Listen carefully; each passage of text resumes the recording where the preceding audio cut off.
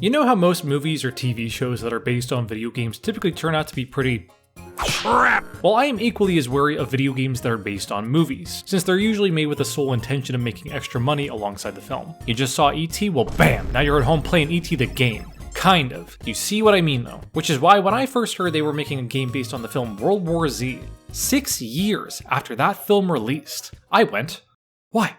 And what was even a bigger surprise is that it's actually pretty damn good and is still being updated 4 years after its initial release.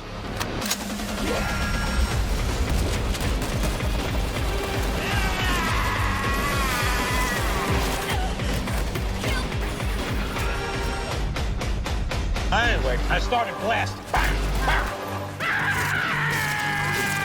Out of my way! Out of my way! Can't you see he's gonna kick my butt?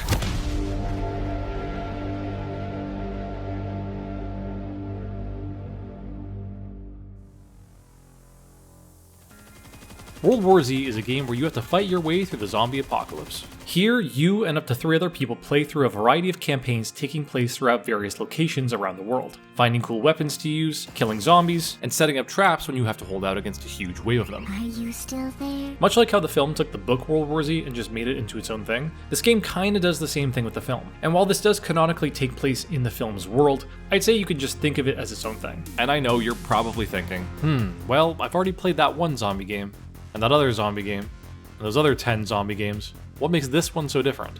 Well, it's a zombie game, so not that much honestly. I'd say the biggest draw for this game comes down to 2 things. The first would be the absolutely insane number of zombies that it throws at you at one time. I'm talking like 500 on screen at once. And even after playing for a few years, seeing this is still pretty damn cool. The second thing would be that it's just a really well made game, which you probably wouldn't think while scrolling by it in the digital shop. It gives off that generic movie game vibe thing that I mentioned earlier, you know the one. But this is a game that my friends and I have consistently come back to because it just works. It's clean. The gunplay, the pacing of the levels, the replayability, and the zombies themselves have all been done really well here. And because of all these things working so well together, the moment-to-moment gameplay here is king.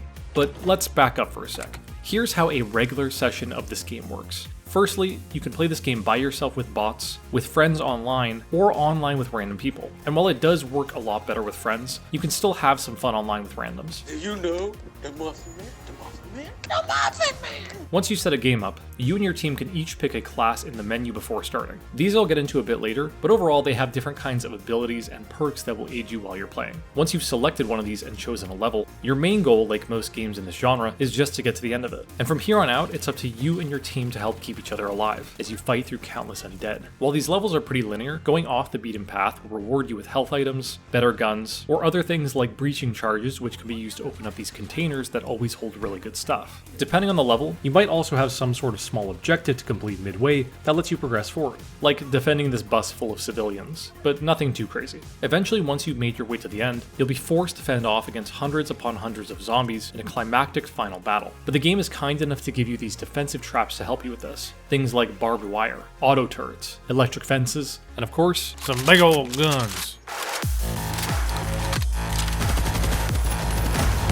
And I think the guns in this game are one of the best things about it, because all of them are just a blast to use. How they feel when you shoot them, the way the zombies get blown away, the sound design for all of them, oh mama. Clearly a lot of work has been done to make these guns feel like this, and this is awesome because there's a lot of them. Instead of them being broken up into weapon types, they're all broken up into tiers 1 through 3, with 1 being pretty meh, and 3 being, Oh, no, you don't! That trampoline is mine!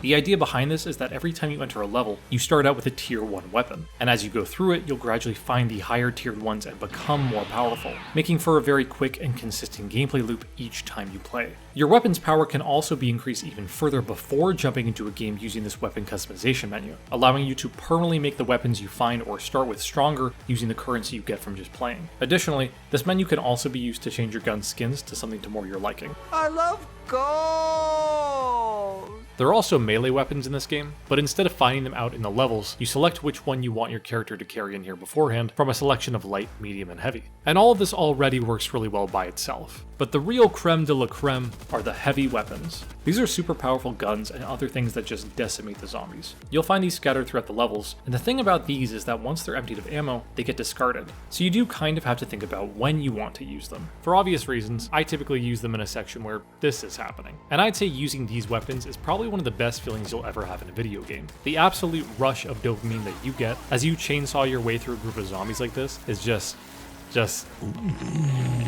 That's good.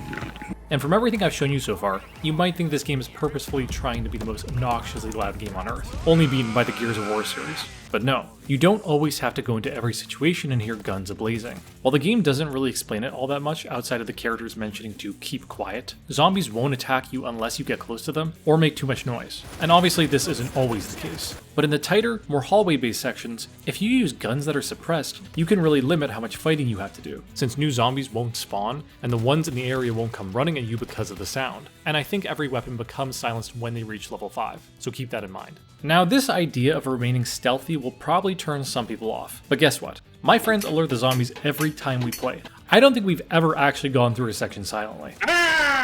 So you definitely do not have to play like this, unless you're on the higher difficulties. Dead. Like with any zombie game, you've got your regular boys and your special boys. And the regular zombies in this game do actually feel somewhat threatening. A big part of this is obviously because there can be so many of them on screen at once, making them feel like a single entity. And this is intentional. The zombies here act more like a hive mind, or as the devs have put it, a school of fish, moving as a group with some breaking off if you begin disrupting it. And this is really cool. It puts you in situations where you have to quickly decide if you should be focusing on defending yourself or attacking the horde as a whole at the risk of losing the mission. The special zombies, on the other hand, follow a lot of similar themes that we've seen before in other games. There's the one that pounces you, the one that charges into you, the one that's rats. Wait, what? And while we have seen some of these ideas done before, I will say that these are some of my favorite iterations of them, from both a gameplay standpoint and an audio/visual one. The bull, for example, acts much like the charger in Left 4 Dead, but I feel like a lot of work has been done to separate him from Left 4 Dead's version. For starters, he wears riot gear, so he takes a lot less damage from the front. He also doesn't run in a straight line, but will instead Tokyo drift around corners to catch you, so you really have to quickly position yourself out of his range and olay him like a real bull, letting you attack him from behind. From an audio-visual standpoint, he does a very distinct yell and charge sound and is physically huge so you can't miss him. And you might be thinking, well, who cares how he looks and sounds? I'm just here to shoot zombies. But in a game with this much going on, visual clarity is very important, especially for the zombies that are designed to mess you up. Look at Back 4 Blood, where I never have any idea what's going on, and a ton of the special zombies in that game look and sound identical. Like, look at the Screamer zombie as another example. He intentionally doesn't get close to the survivors, but instead forces you to leave your cozy little camping spot to go kill him, as he will continuously scream to call more regular zombies towards you if you don't. He's got a bright orange vest and is literally screaming at you. Gameplay, audio, visual, Done. and the majority of the zombies here follow this theme, which works really well most of the time. I don't want to completely praise this though, because there are definitely times when these guys do feel very bull. Shit. Like when I said the bull can drift around corners to get you, he can drift. Or this exploding zombie who makes a really loud beeping noise to warn you when he's coming will sometimes decide to just not make that noise until he's right next to you. But besides some of these more annoying instances, I still think these zombies are really well designed. And these guys are made to punish you if you try to stray from your group. Like I mentioned in my Why You Should Play Deep Rock Galactic video, link in the description if you haven't seen it yet, this is a great sneaky way for the game to make you work as a team. You can try to go off on your own, but if you get pinned with no one else around, You are dead. luckily, there are a few class abilities that can help with this kind of thing. As I said, you pick one of these 8 classes before jumping into a game, and just like the weapons, they'll level up the more you use them. While they initially start out pretty basic, the Slasher class has better melee, the Hellraiser is better with explosives, leveling them up and getting access to all the perks available for each one will eventually make you into a beast. And while most of these choices are pretty small, like you getting to start the game with a higher tiered weapon, or getting permanent 25% more health, they all stack. This is why the game recommends you don't do the higher difficulties until you become a higher level, since you actually are getting stronger. You don't get every single perk here though. While these red ones are given automatically once you've reached a certain class level, for these other ones you'll have to choose from one of the 3 in each column. So once fully leveled, your final perk tree might look something like this. And having all these choices let you make each class into your own kind of thing. While I'm not going to go over all of the class's individual abilities, some of the more notable ones are the Fixer class, who can get masking grenades that will temporarily make you and your team completely invisible to the zombies for a brief period. Another is the Vanguard class, which gives you a big fucking shield that lets you charge through the zombies. One of its perks also lets you instantly revive a down teammate if you charge towards them, so you're pretty much Captain America. My personal favorite though would have to be the Drone Master class, which lets you deploy a little drone buddy that just fucks shit up, teasing zombies, shooting them with a pistol, and even being able to automatically deploy itself to help you if you're getting pinned by a special zombie. All of the classes can also be prestige once you reach level 30, which will reset your perks and levels back to 0, but allow you to gain some extra red perks each time you do it. And while team composition can be important when selecting these, I'd say you don't have to worry that much about it, unless you're playing on the higher difficulties. Dead. Not a big surprise. Just read the quick description of each and pick what sounds fun to you. Something you will never have to worry about picking though is which campaign to play, because I don't think there's a bad one in here. From New York to Moscow to Rome, each place you play in feels very different and is aesthetically fucking beautiful. The overall pacing for each individual mission within these campaigns have also been really well designed, and I think they work because of how this game breaks up the bombastic action sequences with the smaller, more objective-based sections. Like I mentioned earlier, each mission will typically ask you to complete some small task midway so you can progress forward. This might be something like defending guys as they break through some containers, or using a flamethrower to melt through ice-covered doors. In one section, you have to go find some explosives in the dark, but only one of you is allowed to pick up the flashlight, so the other players essentially have to cover and rely on that person to guide them. This isn't your average everyday darkness.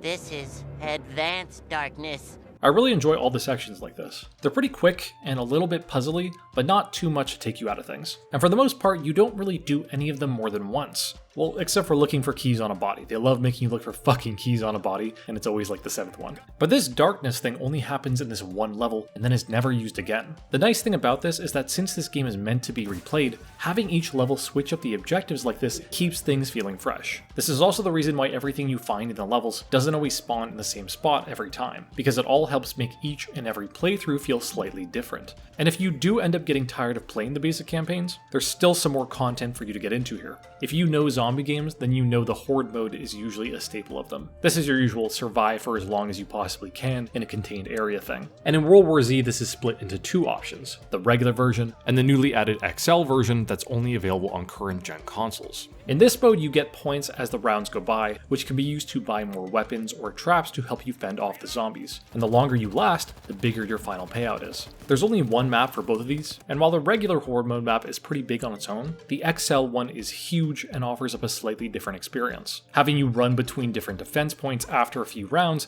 while simultaneously trying to bank the points you get so that you can unleash devastating weapons that will help you against these enormous waves of zombies that only happen in here.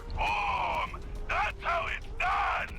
There's also a 4 vs 4 multiplayer mode with similar gameplay objectives from games like Call of Duty, but the twist is that zombies are roaming around as well and will occasionally come at everyone in large waves. The devs call this PvPvZ, and unfortunately this mode is kind of dead. I honestly hadn't actually tried it until now, but I was able to find a few matches, and it was actually pretty fun. The zombies really add to the gameplay since they give you this other thing to look out for, and you can use that to your advantage to attack other players while they're distracted, although I'm usually the one getting distracted. Another thing you can tackle are the daily and weekly challenges, which offer up a nice change to the regular campaigns by adding mutators, like switching up the game mechanics so that everyone starts with and only gets to use explosive crossbows, but the friendly fire damage is tripled. And overall, these are a lot of fun. They change up the gameplay quite a bit so that you don't feel like you're playing how you would usually play through a regular campaign, and they can get pretty challenging depending on which mutators are applied. Like this one here makes one player have double health, but every player's damage redirects towards them, and if they die, the game's over. So there's definitely a good variety here. Personally though, I like to do them because they offer up these challenge coins, which are mainly used for buying cosmetics. And as you may or may not know, I am an avid enjoyer of in my video games. While you can earn these fast by completing challenges on the higher difficulties, they can get pretty grindy if you're just a casual player. Like getting 5 for doing this daily challenge, but this duck that sits on the back of your character is worth 500 kind of grindy. Yeah. I am happy to say though that you can only earn them by playing the game. There are no loot boxes or microtransactions outside of a few cosmetic gun skins here. And that's awesome, especially in a time where it feels like every game has some kind of buyable currency now. The character cosmetics, while much cheaper, aren't really anything to scream home about either honestly though. Most of them are like, hey, do you want to play with the regular skin? Or the regular skin but you get a nifty hat? How do you do, fellow kids? There are actually some really cool outfits in here, but they're exclusive to the Aftermath edition of the game, which is a whole thing in itself that I'll get into in a bit. I will say that I do really like how diverse this cast is though, since they're people from all over the world. And while they aren't really given enough time to be fleshed out, since they all only feature in one campaign, most of them do have these really cool animated videos that delve a bit more into their backstories. Each is made in a different animation style and helps give a slightly better impression of who they are, that isn't found so much in game. To be fair though, this game isn't really about the characters. It's about blowing up zombie pyramids with grenade launchers. And the devs at Saber Interactive clearly knew this while making it, so this is the kind of stuff they focused their attention on when they started adding new content to the game. And I honestly can't believe how long this game has been supported for. It's been going strong with updates and new content since its release 4 years ago. And while some of this has been through paid DLC like the later campaigns, a good chunk of it has been free for all players. Things like new classes, new weapons, new zombie types, crossplay for every version of the game bar the Switch on PC and console, and even some extra levels for 3 of the original campaigns. Additionally, if you upgrade to the Aftermath Edition, they've added in a toggleable first-person mode, which is such a cool thing that really changes the entire feel of the game overall. There have been multiple times when I've been playing, and I would pick up a gun and be like, have I seen this gun before? I don't think I have. And that's because it was just randomly added in one day. And then I would walk a little further and be like, are those rats?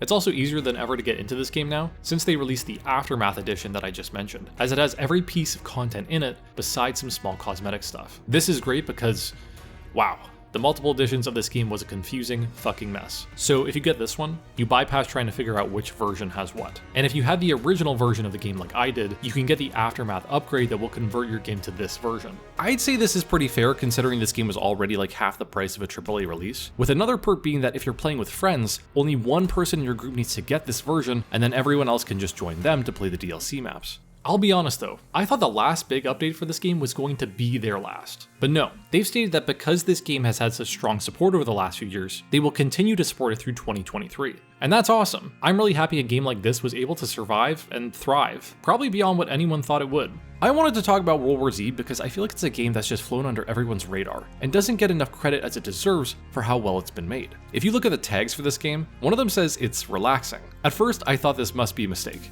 I mean, come on. But after thinking about it a bit more, I actually agree. I think this is the perfect turn your brain off for a while and mindlessly kill things kind of game, since everything here just seamlessly works without you having to think about it too much. My friends and I usually play this game when we want to just zone out and chat for a while. That's how we play it. But if you're looking for a more intense challenge, it's absolutely here as well through the higher difficulties and the daily and weekly challenges. I think it's also kind of amazing that the whole reason for this game's creation seems to be because one dude liked the pyramid climbing scene from the film. There's a certain scene in the movie where they are in Jerusalem and swarms of zombies climb over a wall, and when I saw that, that's when I realized that we needed to make this game. To be fair, this was a pretty cool scene. But yeah, I just think this is a really fun game, and I wanted other people to know about it. And if you think that you might also like a game where you get to kill hundreds of zombies, that's just great with friends, is amazing for killing 20 minutes, and is relaxing, then I think you should play World War Z. And I got that duck, by the way. We rang the dinner bell. Come on, meat sacks! You don't stand a chance! Get clear! Not gonna die this way! Who's next? Wait a moment! Ramsey, coming up!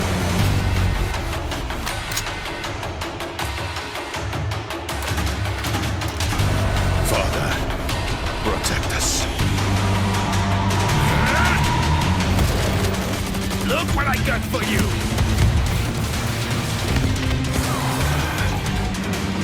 Right, fuckers!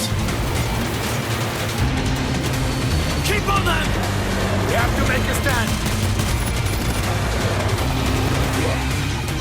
Come on, you sons of bitches!